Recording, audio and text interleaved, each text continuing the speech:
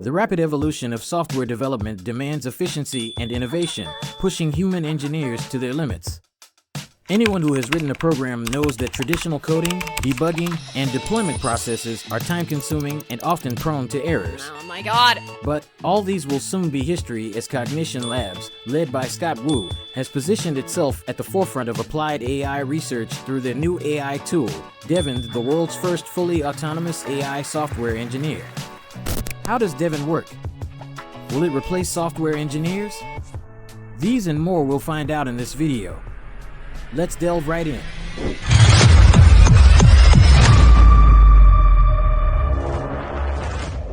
The introduction of Devin represents a paradigm shift in programming and software development alike, particularly evidenced by its performance on the Software Engineering Benchmark (SWE Bench).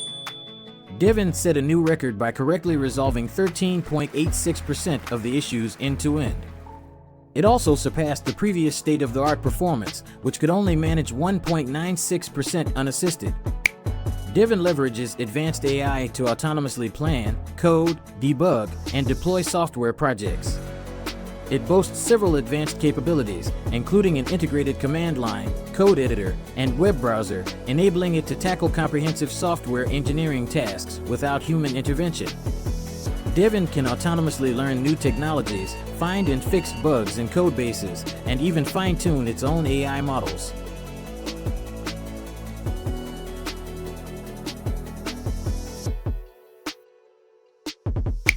It offers transformative benefits for organizations and developers, which include accelerated development cycles, reduced error rates, and the capacity to handle more complex projects without additional strain on human resources.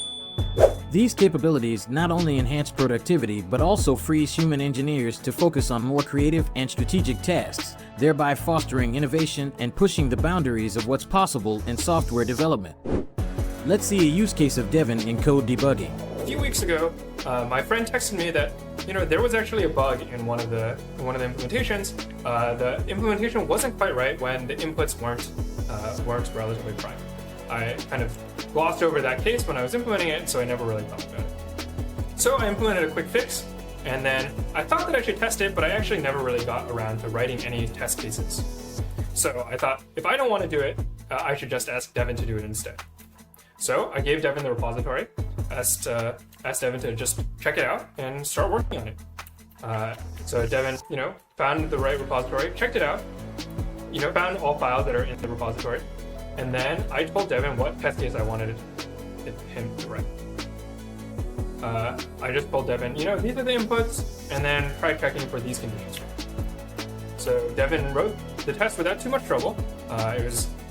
Devin just looked around to understand what exactly the test should look like and what exactly the interfaces were. And with this, Devin ran the tests, ran into a quick hiccup, which was a compiler, but Devin is able to solve those very effectively and just added an extra include to fix that. And then was done running this initial test. So then I asked Devin to actually expand the test a little bit. Instead of just testing this one input, I wanted Devin to test it on all inputs. So kind of the brute force testing strategy. I use this a lot in my tests, and I just wanted Devin to implement it so that I didn't have to worry about it. So Devin went and rewrote the test function to use 4 nested for loops. But this time, after Devin ran the tests, Devin actually found a test failure.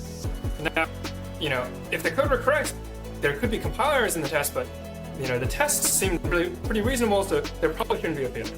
So Devin went and tried to debug the program for me.